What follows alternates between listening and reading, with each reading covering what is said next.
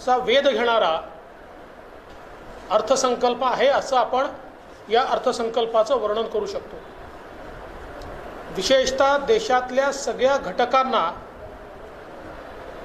समावेश करून घेणारा समावेशी अर्थसंकल्प आणि त्याचवेळी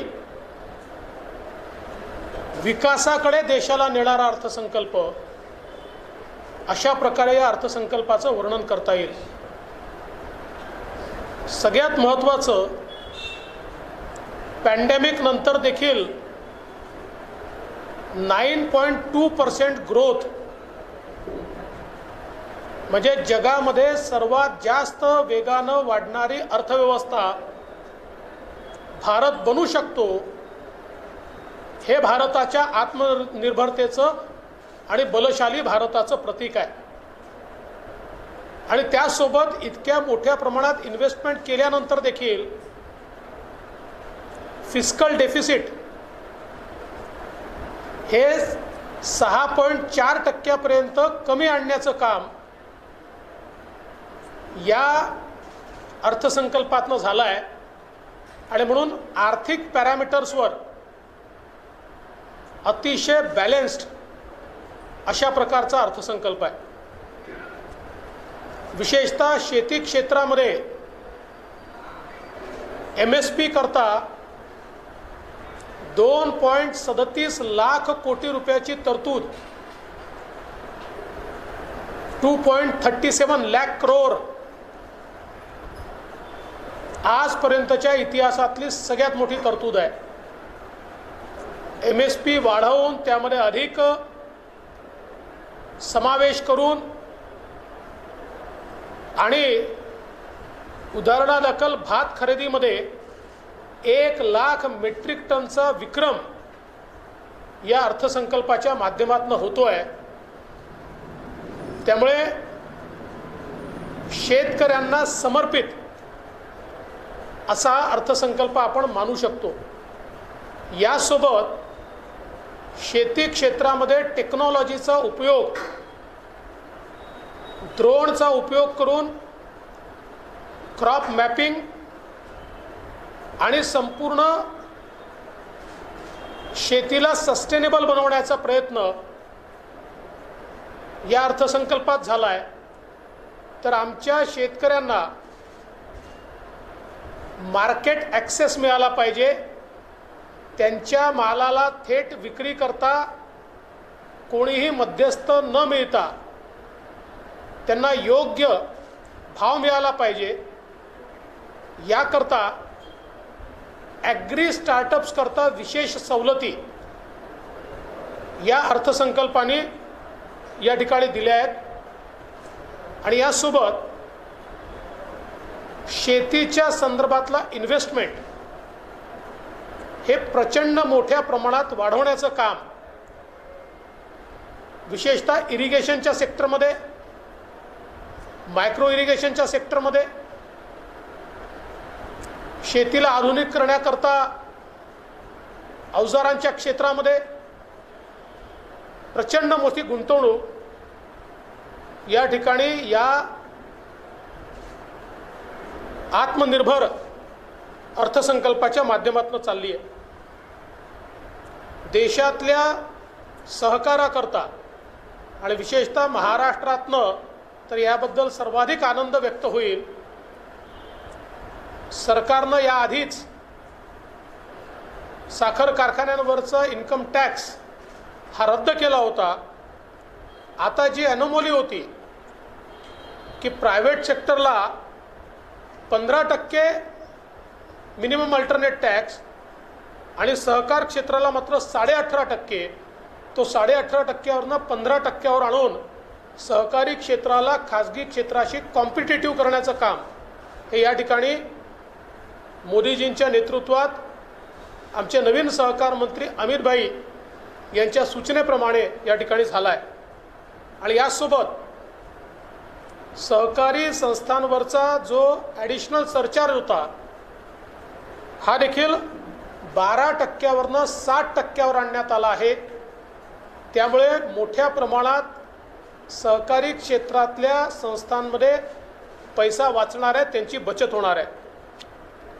सामान्य माणसाकरता ज्या योजना आहेत, नल से जल या योजनेकरता 60,000 कोटी रुपयाची तरतूद करून प्रत्येक घरामध्ये नळाचं पाणी हे पोचवण्याचं काम आणि मागील वर्षी कोट्यवधी घरांमध्ये पोचवलं आणि आता याही वर्षी कोट्यवधी घरांपर्यंत थेट स्वच्छ पिण्याचं पाणी पोचवण्याचं काम हे केंद्र सरकारच्या माध्यमातून या ठिकाणी होत आहे। यासोबत प्रधानमंत्री आवास योजनेकरता 40,000 कोटी रुपयाची तरतूद म्हणजे सामान्य माणसाकरता त्याला दिलासा देण्याचा एक फार मोठं काम या माध्यमातून होत आहे। पण या बजेटचं सगळ्यात मोठं हायलाईट काय आहे ते आहे इन्फ्रास्ट्रक्चरच्या क्षेत्रामध्ये 7.5 लाख कोटी रुपयाची इन्व्हेस्टमेंट, मागील वर्षीपेक्षा 35% जास्त आणि 2019-20शी जर कंपेअर केलं तर त्याच्यात दुप्पट तरतूद इन्फ्रास्ट्रक्चरच्या क्षेत्रात केली आहे। आपल्याला कल्पना आहे इन्फ्रास्ट्रक्चरच्या क्षेत्रामध्ये गुंतवणूक केल्यामुळे सर्वाधिक रोजगार निर्मिती होते, कारण इन्फ्रास्ट्रक्चरमध्ये केलेली जी गुंतवणूक असते त्यातनं वेगवेगळ्या 27 सेक्टोरल इंडस्ट्रीला त्याचा फायदा होतो, त्याची डिमांड वाढते आणि त्यातनं मोठ्या प्रमाणात एम्प्लॉयमेंट क्रिएट होते, रोजगार क्रिएट होतो। आणि म्हणून रस्ते असतील, रेल्वे असेल, पोर्ट्स असतील, वॉटरवेज असतील आणि रोपवेज असतील, एक प्रचंड मोठं टार्गेट ज्याचा उल्लेख 7 इंजिन्स असा या ठिकाणी आमच्या अर्थमंत्र्यांनी केला आहे। चारही बाजूने प्रचंड मोठा इन्फ्रास्ट्रक्चर विकास हा करण्याचं काम या ठिकाणी या 7.5 लाख कोटी रुपयातनं होत आहे। एवढंच नाही तर कोविडमधनं ज्या इंडस्ट्री बाहेर आल्या त्या इंडस्ट्रीला ECGLS नावाची स्कीम ही लागू केली होती, ज्याच्या अंतर्गत त्यांना ॲडिशनल कर्ज आणि मोरेटोरियम देण्याचा एक निर्णय केंद्र सरकारने घेतला होता। त्या स्कीमलाही 2023 मार्चपर्यंत मुदतवाढ देऊन 5 लाख कोटी रुपयाची गुंतवणूक त्याच्यामध्ये सरकार करत आहे। आणि विशेषतः हॉस्पिटॅलिटी इंडस्ट्री, कारण आज मी गोव्यातनंही प्रेस करतोय, गोव्याला याचा सर्वात मोठा फायदा आहे। हॉस्पिटॅलिटी इंडस्ट्री करता कोविडमधनं बाहेर येण्याकरता जे कवच केंद्र सरकारने उपलब्ध करून दिलं आहे, हॉस्पिटॅलिटी इंडस्ट्री पूर्ण ताकदीनं उभी राहू शकेल आणि सर्व्हिस सेक्टरमध्ये गुंतवणूक वाढवून रोजगार निर्मिती होऊ शकेल, याचा पूर्ण व्यवस्था या अर्थसंकल्पाने केली आहे। यासोबत सूक्ष्म, लघु आणि मध्यम उद्योगाकरता 2 लाख कोटी रुपयाची गुंतवणूक, देशामध्ये सर्वात जास्त रोजगार सूक्ष्म, लघु आणि मध्यम उद्योग देतात त्यांच्याकरता 2 लाख कोटी रुपयाचे वेगवेगळे इन्सेंटिव्ह आणि तरतूद, यामुळे मोठ्या प्रमाणात फायदा तर होईलच पण रोजगार निर्मिती करता देखील त्याचा एक मोठा फायदा होईल। 15 सेक्टर आयडेंटिफाय केले आहेत की ज्या 15 सेक्टरमध्ये प्रोडक्शन लिंक इन्सेंटिव्ह स्कीम, या स्कीममुळे 60 लाख रोजगाराची निर्मिती होणार आहे। 60 lakh new jobs will be created आणि त्यामुळे अत्यंत चांगली अशा प्रकारची स्कीम या ठिकाणी आपल्याला पाहायला मिळते। आत्मनिर्भर भारताचं सगळ्यात मोठं चित्र हे डिफेन्समध्ये आपल्याला पाहायला मिळतं आहे। डिफेन्समध्ये 80 ते 90% आपण इम्पोर्ट करत होतो, आता डिफेन्स मॅन्युफॅक्चरिंगवरचं स्पेंडिंग तर वाढवलंच आहे, पण 68% हे स्पेंडिंग जे आहे हे देशांतर्गत उत्पादनाकरता राखून ठेवण्यात आलं आहे। म्हणजे आता आमच्या देशाचं डिफेन्स मॅन्युफॅक्चरिंग आमच्या देशामध्ये होईल सर्वात जास्त पैसा आपण डिफेन्सवर खर्च करतो आणि त्याचा 68% पैसा जर देशांतर्गत त्याची गुंतवणूक झाली आणि त्यातनं खरेदी झाली तर आपण विचार करू शकतो इतक्या मोठ्या प्रमाणात रोजगाराची निर्मिती ही होणार आहे, आपलं परकीय चलन वाढणार आहे, वाचणार आहे आणि त्याचसोबत या कॅपॅबिलिटीज तयार झाल्यामुळे केवळ भारतापुरतं नाही तर जगाला डिफेन्स इक्विपमेंट सप्लाय करण्याची ताकद ही भारत स्वतःची निर्माण करणार आहे। यासोबत विशेषतः महिला आणि बालकल्याण या क्षेत्रामध्ये मिशन पोषण असेल किंवा वेगवेगळ्या प्रकारचे इनिशिएटिव्ज असतील हे तर अतिशय उत्तम आहेतच, कारण आमच्या देशामध्ये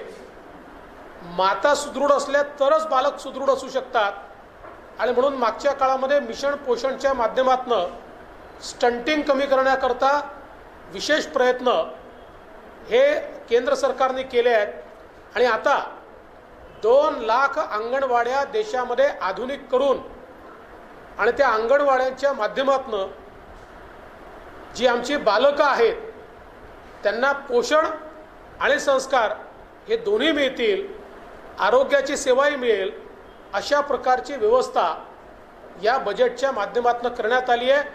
भविष्यातला भारत हा सुदृढ लोकांचा असेल आणि यासोबत हेल्थकेअर सेक्टरमध्ये प्रचंड मोठी गुंतवणूक ही केंद्र सरकारने या ठिकाणी केली आहे, ज्याचा खूप मोठा फायदा हा सामान्य माणसाला, गरिबाला मोठ्या प्रमाणात होणार आहे।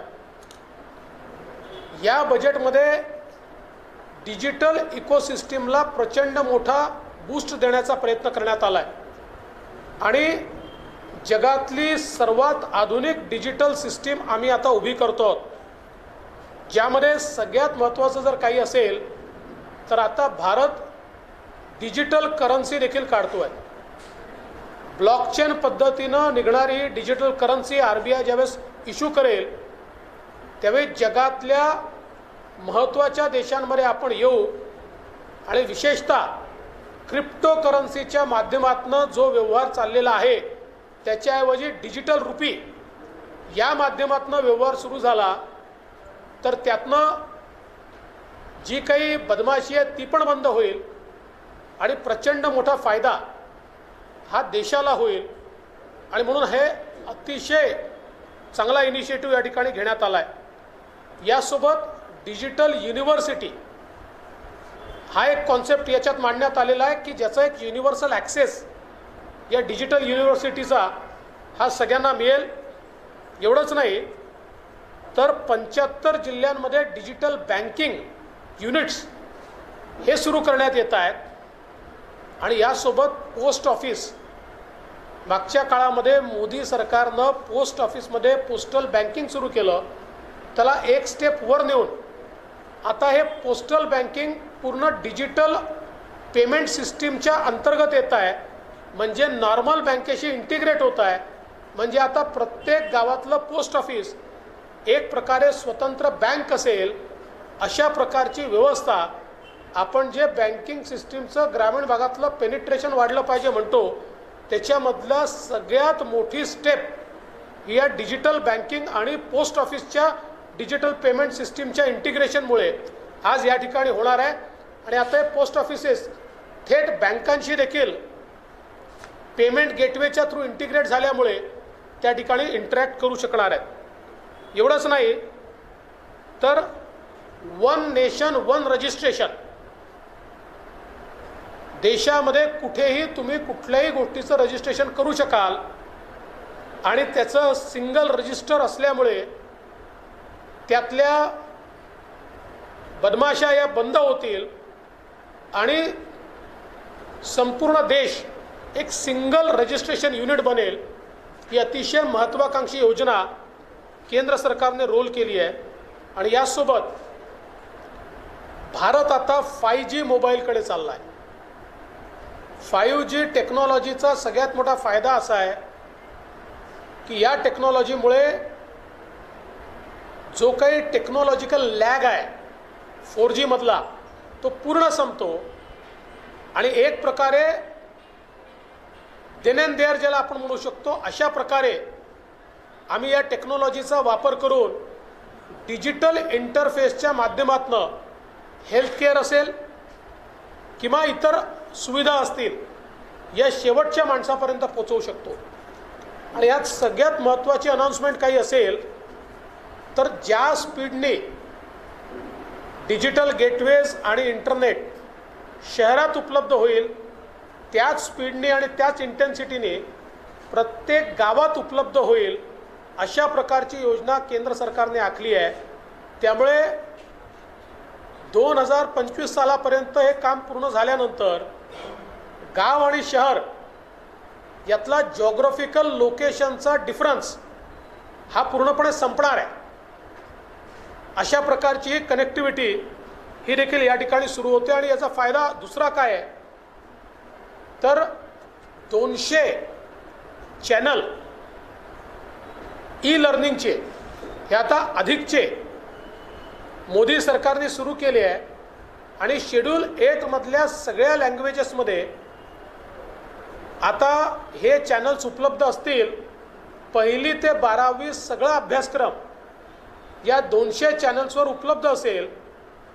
आणि या माध्यमातून कोणालाही शिकता येईल अशा प्रकारची व्यवस्था या ई लर्निंगच्या 200 चॅनल्सच्या माध्यमातून या ठिकाणी करण्यात आली आहे. यासोबत AVGC हा एक अत्यंत महत्त्वाचा सेक्टर आहे. गेमिंगमध्ये आज खूप मोठ्या प्रमाणात इन्व्हेस्टमेंट आहे, पैसा आहे.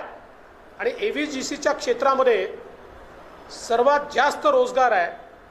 AVGCचा टास्क फोर्स तयार करून त्याला निधी उपलब्ध करून देऊन भारत AVGCच्या क्षेत्रात लीडर कसा बनेल याची देखील एक अत्यंत चांगली योजना आखली आहे की ज्यामुळे मोठ्या प्रमाणात आमच्या युवांना मदत होणार आहे. पर्यावरणाच्या क्षेत्रामध्येही पुढच्या काळामध्ये 2030 सालापर्यंत एमिशन्स लेवल्स हे जागतिक स्तरावर आपल्याला कमी करायचे आहेत. आणि भारताने याच्यामध्ये सर्वात जास्त सहभागिता दाखवली आहे. 2030 मध्ये आमचे एमिशन लेवल आम्ही 2004ला जेवढे होते तेवढे खाली आणणार आहोत, जी एक अत्यंत मोठी टास्क आहे. आणि त्याकरता इलेक्ट्रिक मोबिलिटी याला सर्वात जास्त प्राधान्य दिलं आहे. आणि बॅटरी स्वॅपिंग हा एक अत्यंत महत्त्वाचा इलेक्ट्रिक मोबिलिटीला प्रचंड बूस्ट देणारा अशा प्रकारचा उपक्रम देखील हातामध्ये घेण्यात आला आहे. आणि विशेषतः 19,500 कोटी रुपये हे सोलर एनर्जी तयार करण्याकरता भारत इन्व्हेस्ट करतो आहे. लवकरच भारत जगातल्या सर्वाधिक सोलर एनर्जी प्रोड्यूस करणारा आणि कंझ्युम करणारा देश बनेल, ही देखील या अर्थसंकल्पाने व्यवस्था केली आहे.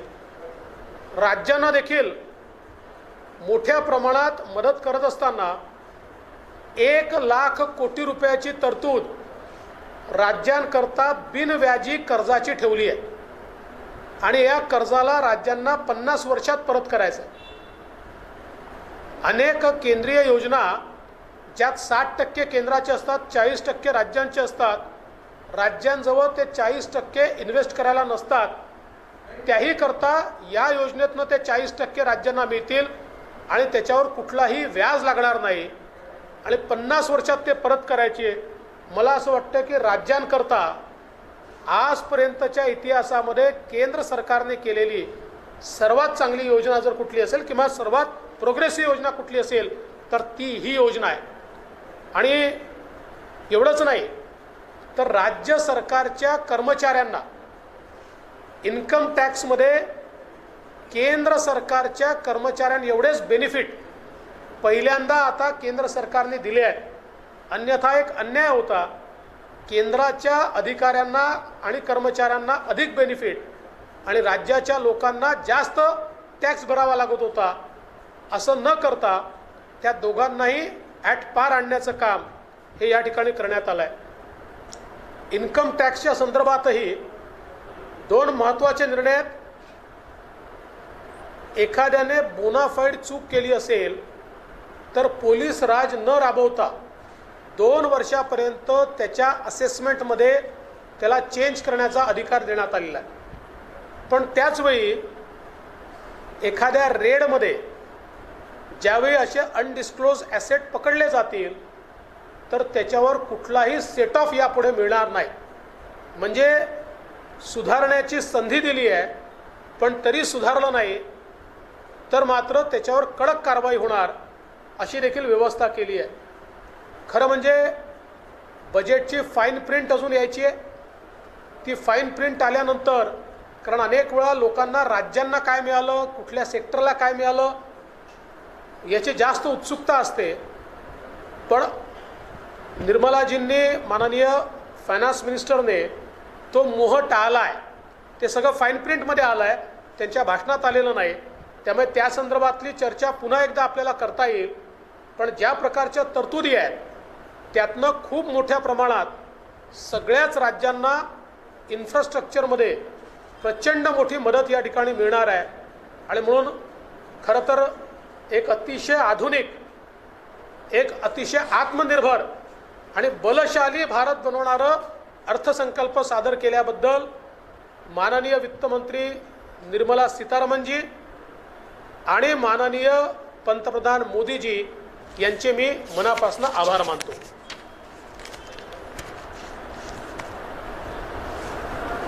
आज हमारी फाइनेंस मिनिस्टर निर्मला सीतारमन जी ने प्रधानमंत्री मोदी जी के नेतृत्व में जो बजट पेश किया, आत्मनिर्भर भारत का और बलशाली भारत का एक फ्यूचरिस्टिक बजट, इस प्रकार से इस बजट को हम लोग यहाँ पर उसकी व्याख्या कर सकते हैं.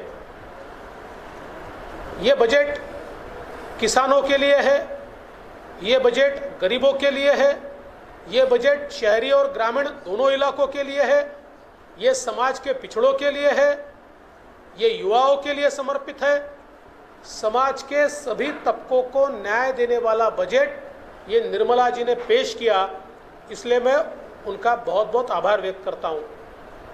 विशेष रूप से हमारे किसानों के लिए 2,37,000 करोड़ रुपया MSP प्रोक्योरमेंट के लिए इस बजट में प्रावधान किया गया है, जो आज तक का सर्वाधिक प्रावधान है. 1 लाख मीट्रिक टन चावल की खरीद का रिकॉर्ड ये बजट तैयार कर रहा है. और अलग अलग जो हमारे कृषि उत्पाद है उनके खरीद की जो सीमाएं हैं उनको भी बड़े पैमाने पर बढ़ाया गया है. इससे किसानों को बहुत ज़्यादा फ़ायदा मिलने वाला है. साथ साथ खेती के क्षेत्र में टेक्नोलॉजी का उपयोग करने के लिए ड्रोन टेक्नोलॉजी के माध्यम से हम लोग सस्टेनेबल फार्मिंग कैसे कर पाए, उसके माध्यम से करेक्ट प्रेडिक्शन कैसे कर पाए, उसके माध्यम से प्रिसीशन स्प्रेइंग कैसे कर पाए, ये सारी चीज़ों को इस बजट में समाविष्ट किया गया है.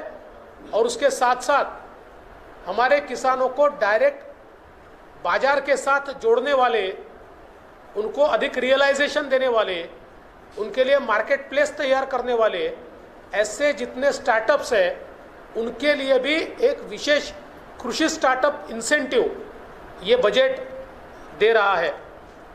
सहकार क्षेत्र के लिए बहुत अच्छा निर्णय इस बजट ने लिया है.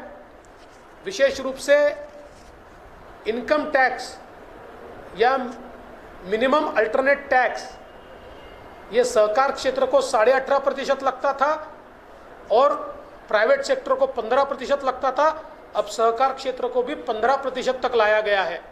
और उसके साथ साथ जो सरचार्ज है 12% से घटाकर 7% पर लाया गया है. तो कुल मिलाकर सहकारिता क्षेत्र में मैं ऐसा मानता हूँ कि हमारे नए सहकारिता मंत्री अमित शाह जी ने जो सूचनाएं की है उसके आधार पर सरकार ने बहुत ही महत्वपूर्ण निर्णय लिया है. नल से जल इस योजना के तहत हर घर जल पहुंचाने के लिए 60,000 करोड़ रुपए का प्रावधान किया गया है और हर भारतीय के घर शुद्ध जल पहुंचाने का काम मोदी सरकार कर रही है। वही प्रधानमंत्री आवास योजना में हर गरीब को मकान देने के लिए 40,000 करोड़ रुपए का प्रावधान इस बजट के तहत यहाँ पर किया गया है। इंफ्रास्ट्रक्चर का जो क्षेत्र है, मैं ऐसा मानता हूँ इस बजट का हाईलाइट अगर कुछ होगा तो इंफ्रास्ट्रक्चर का क्षेत्र है, क्योंकि हम जानते हैं हम जब इंफ्रास्ट्रक्चर में 1 रुपया इन्वेस्ट करते हैं तो 27 सेक्टोरल इंडस्ट्री को एक डिमांड मिलती है और उससे बहुत बड़े पैमाने पर रोजगार निर्माण होता है। और 7.5 लाख करोड़ रुपया इंफ्रास्ट्रक्चर का इन्वेस्टमेंट 2019-20 के मुकाबले दुगना investment, roads, train, airport, port, shipping और उसके साथ साथ रोपवे, ऐसे सारे, और प्रधानमंत्री गति शक्ति योजना के तहत ये जो इन्वेस्टमेंट है देश के इंफ्रास्ट्रक्चर को वर्ल्ड क्लास बनाएगा, रोजगार की निर्मित करेगा और ग्लोबल इन्वेस्टमेंट को अट्रैक्ट भी करेगा। इस प्रकार का ये अनप्रेसिडेंटेड, अप्रत्याशित, जिसकी हमने कल्पना नहीं की थी, इस प्रकार का निवेश इंफ्रास्ट्रक्चर के सेक्टर में सरकार कर रही है। कोविड की महामारी में उद्योगों को जो नुकसान हुआ उसमें से उद्योगों को उबारने के लिए ECGLS जो स्कीम तैयार की थी उसको मार्च 2023 तक एक्सटेंशन देकर 5 लाख करोड़ रुपए का निवेश हमारे उद्योगों को बचाने के लिए हमारी सरकार कर रही है। वही MSME, सूक्ष्म लघु और मध्यम उद्योगों के लिए 2 लाख करोड़ रुपए का प्रावधान किया गया है। और विशेष रूप से चूंकि मैं गोवा से प्रेस कर रहा हूं, हॉस्पिटैलिटी इंडस्ट्री को एक बहुत बड़ा सुरक्षा कवच इस बजट के माध्यम से यहां पर दिया गया है। इसके साथ साथ 15 सेक्टर आइडेंटिफाई करके उनको प्रोडक्शन लिंक इंसेंटिव देने के कारण 60 लाख रोजगारों का सृजन, 60 लाख जॉब्स, ये इस माध्यम से सरकार केवल इन 15 सेक्टर से क्रिएट कर रही है।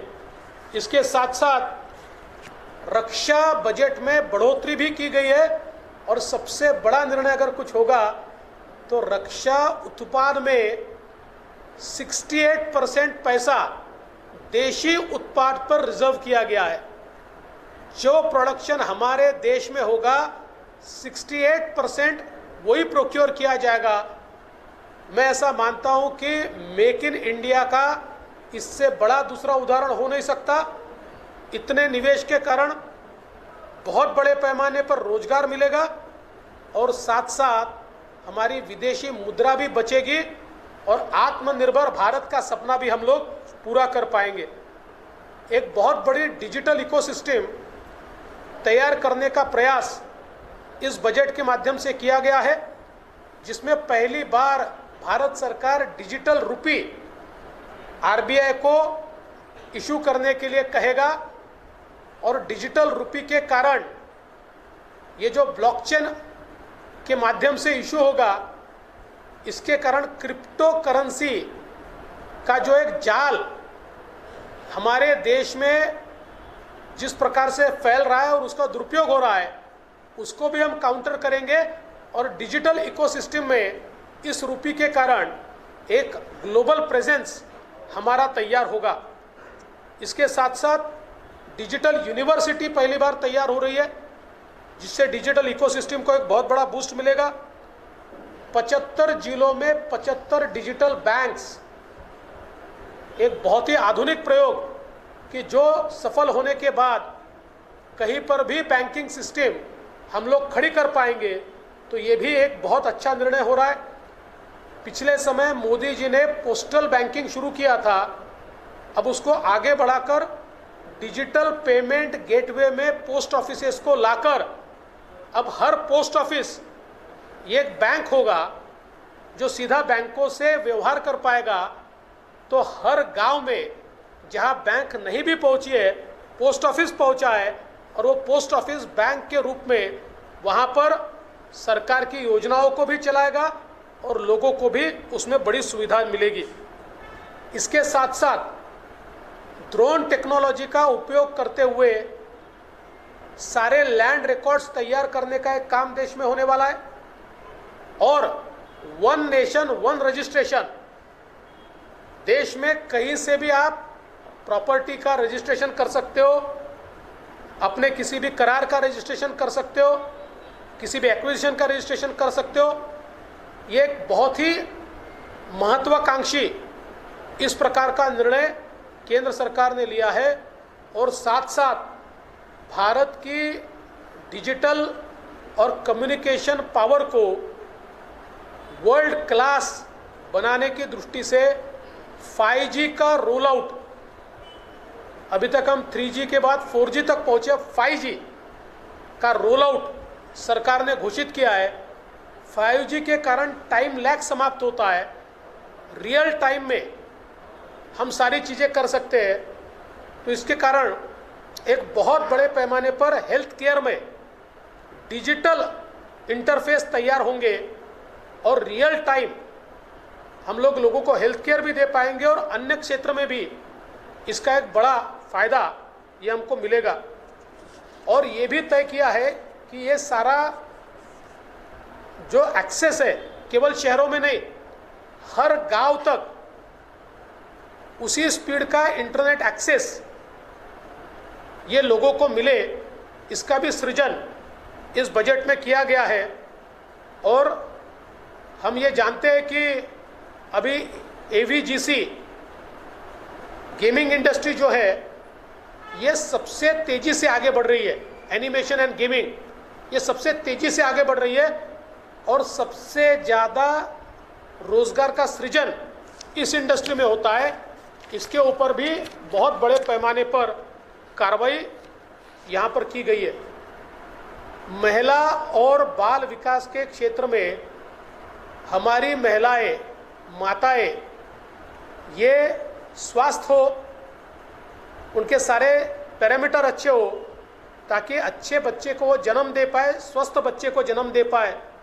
इस दृष्टि से मिशन पोषण केंद्र सरकार ने शुरू किया, इसको एक्सपांड किया गया और साथ साथ उन बच्चों को हेल्थ केयर मिले, पोषण मिले, संस्कार मिले।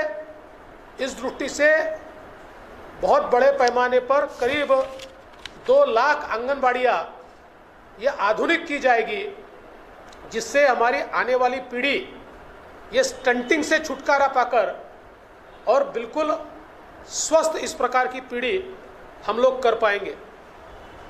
पर्यावरण के क्षेत्र में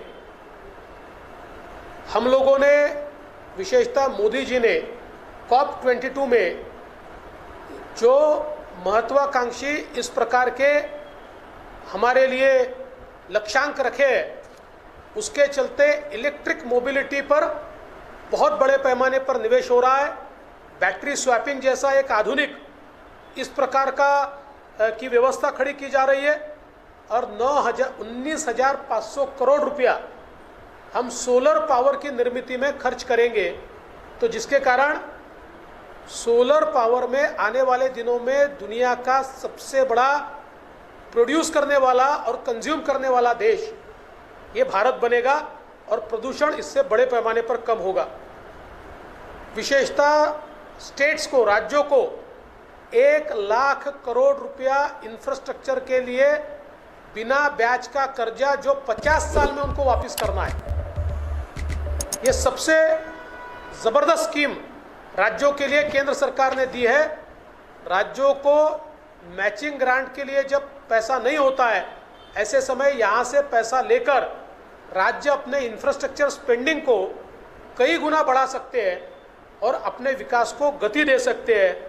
और साथ साथ राज्य के जो कर्मचारी है उनको भी टैक्स बेनिफिट केंद्र के कर्मचारियों के एट पार देने का निर्णय भी मोदी जी की सरकार ने किया है। इनकम टैक्स के क्षेत्र में जो लोग बोनाफाइड गलती करते हैं उनको पुलिस राज में डालने की जगह 2 साल तक अपना असेसमेंट वो रिवाइज कर सकते हैं। ऐसी एक यहाँ पर उनको सुविधा मिली है, लेकिन साथ साथ जो लोग इवेजन में पकड़े जाते हैं, रेड में पकड़े जाते हैं, उनको कोई सेट ऑफ नहीं मिलेगा। इस प्रकार की भी एक कड़ी व्यवस्था ये केंद्र सरकार ने खड़ी की है। कुल मिलाकर अलग अलग क्षेत्रों में बहुत बड़े पैमाने पर यह बजट निवेश कर रहा है और इस निवेश के कारण बहुत बड़े पैमाने पर रोजगार का निर्माण, रोजगार का सृजन इस बजट के माध्यम से होने वाला है।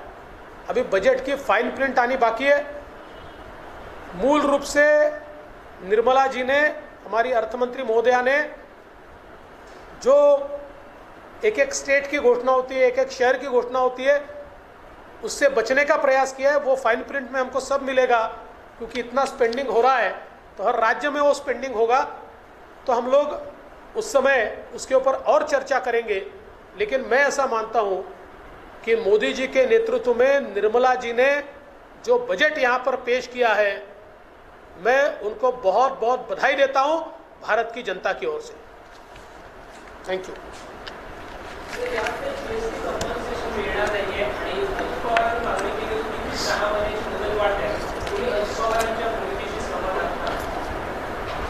जो जीएसटीचा कायदा आहे त्या कायद्याप्रमाणे 5 वर्षापर्यंत 14% अधिक्यानं कंपेन्सेशनची व्यवस्था होती। म्हणजे काय होतं, जर राज्य जमा करू शकलं नाही तरीही केंद्र सरकार देईल। हे राज्याचे पैसे केंद्र सरकार देत नाही आहे। महाराष्ट्राचा विचार केला तर महाराष्ट्राचं ग्रोथ रेट वॅटचा 60% होता, त्याच्याऐवजी 14% महाराष्ट्राला परतावा केंद्र सरकारने दिला आहे। आता कुठल्याही राज्याची मागणी असणारच आहे की अजून काही दिवस हे चालवा। कायद्याने ते 5 वर्ष आहे, पण शेवटी काही कन्सेन्सस झाला तर त्यात केंद्र सरकार विचारही करू शकतं। मात्र 5 वर्षात केंद्र सरकारने अडचणी आल्यानंतर किंवा कोविड आल्यानंतरही हे सगळे पैसे राज्यांना दिले, हे देखील अत्यंत महत्त्वाचं आहे।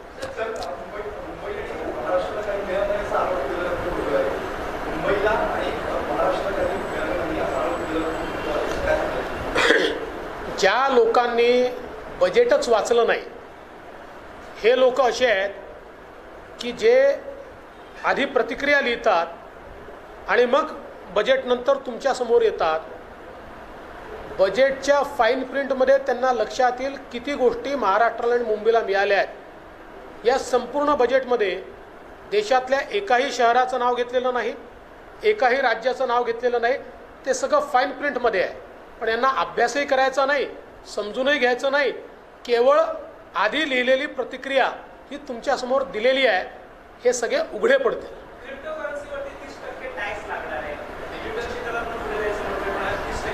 हा क्रिप्टो करन्सीवरचा टॅक्स नाही आहे, डिजिटल ॲसेट ज्यावेळेस विक्री होतं। आज जर मी माझा बिझनेस विकला आणि त्यातनं मला पैसा मिळाला तर मला 30% टॅक्स द्यावा लागतो। माझी इंडस्ट्री जर मी विकली आणि त्यातनं मला पैसा मिळाला तर मला 30% टॅक्स द्यावा लागतो। आता हे जे डिजिटल बिझनेसेस आहेत किंवा डिजिटल ॲसेट्स आहेत, हे व्हर्च्युअल ॲसेट्स आहेत, त्यामुळे याच्या विक्रीवर टॅक्सच नव्हता आणि म्हणून एक मोठा त्याच्यामध्ये अनरेस्ट पण होता किंवा एक ॲनोमली पण होती की फिजिकलला तुम्ही लावताय, डिजिटल तर आमच्यापेक्षा जास्त कमावतायत किंवा त्यांच्या आमच्या एवढे त्या ठिकाणी इन्फ्रास्ट्रक्चरही तयार करावं लागत नाही। आणि म्हणून मला असं वाटतं ॲनोमली दूर करण्याचं काम हे केंद्र सरकारने केलं आहे।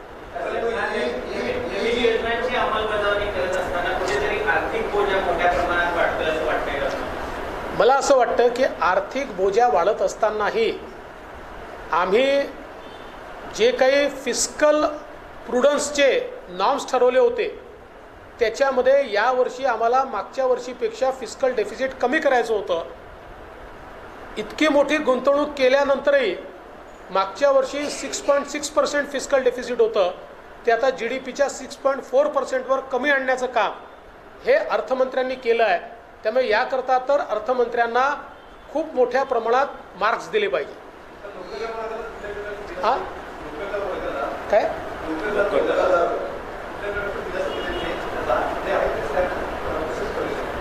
दरवर्षी स्लॅब्स चेंज करण्याचं कारणच नाही आहे।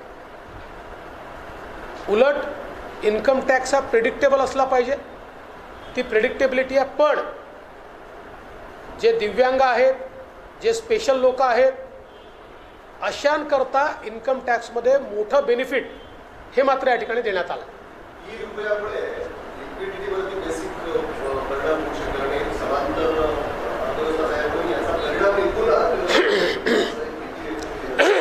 मला असं वाटतं की अनाठाई भीती आहे. याचं कारण काय आहे की ई रुपया जरी इश्यू झाला तरी देखील ओव्हरऑल करन्सी इश्यू करण्याच्या संदर्भातली आमची जी कॅपेबिलिटी आहे त्याच्या बाहेरचा तो ई रुपया असणार नाही. शेवटी पूर्वी आपण करन्सीला गोल्ड बॅकिंग करायचो, आता रेटिंगचं बॅकिंग असतं. आणि रेटिंगचं बॅकिंग आपण जर नीट ठेवलं नाही आणि आपण अनिर्बद्ध जर करन्सी इश्यू करत गेलो तर त्यातनं इन्फ्लेशन वाढतं, कारण आपल्या रुपयाची किंमत कमी होते. ही काही कोणी प्रायव्हेट सेक्टर, क्रिप्टो करन्सीसारखा प्रायव्हेट सेक्टर ही करन्सी इश्यू करत नाही आहे. ही करन्सी RBI इश्यू करते आहे. त्यामुळे या करन्सीचा सगळ्यात मोठा फायदा काय असेल तर आमच्या देशामध्ये फेक करन्सी जी येते, पाकिस्तानसारखे देश जी फेक करन्सी पुश करण्याचा प्रयत्न करतात ते करू शकणार नाही. फेक करन्सीवर पूर्णपणे आम्ही डिजिटल करन्सीच्या माध्यमातून विजय प्राप्त करू शकतो.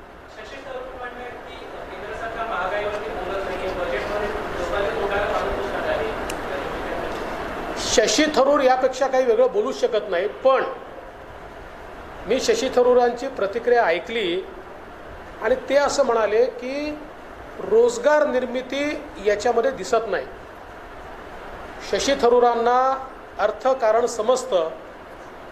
मला असं वाटतं की जेवढी रोजगार निर्मिती या बजेटमुळे होणार आहे तेवढी यापूर्वीच्या कुठल्याही बजेटमुळे झाली नाही आहे. याचं कारण 7.5 लाख कोटीचं इन्फ्रास्ट्रक्चर स्पेंडिंग, 5Gचं रोलआउट, ई व्हेकल्सवर मोठ्या प्रमाणात त्या ठिकाणी भर, आणि यासोबत डिफेन्स प्रोक्युअरमेंटमध्ये 68% इंडिजिनस प्रोक्युअरमेंट आणि 16 सेक्टरमध्ये 15 सेक्टरमध्ये प्रोडक्शन लिंक सबसिडी ज्यातनं 60 लाखाची रोजगार निर्मिती होणार आहे.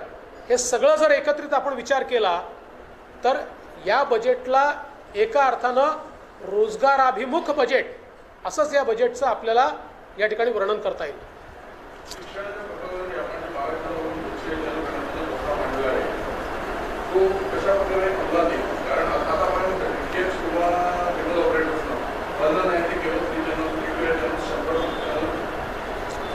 असं आहे की आता केंद्र सरकार जेव्हा निर्णय घेतं त्यावेळेस हे 200ही चॅनल हे सगळ्यांना फ्री दाखवावेच लागतील.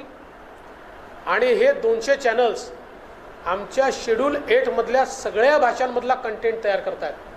त्यामुळे सगळ्या भाषांमध्ये सारखा कंटेंट 1ली ते 12वी सगळ्या विद्यार्थ्यांना आपल्या देशामध्ये मोफत या ठिकाणी शिकायला मिळेल. मला असं वाटतं की शिक्षण क्षेत्रातली क्रांती आहे. थँक्यू.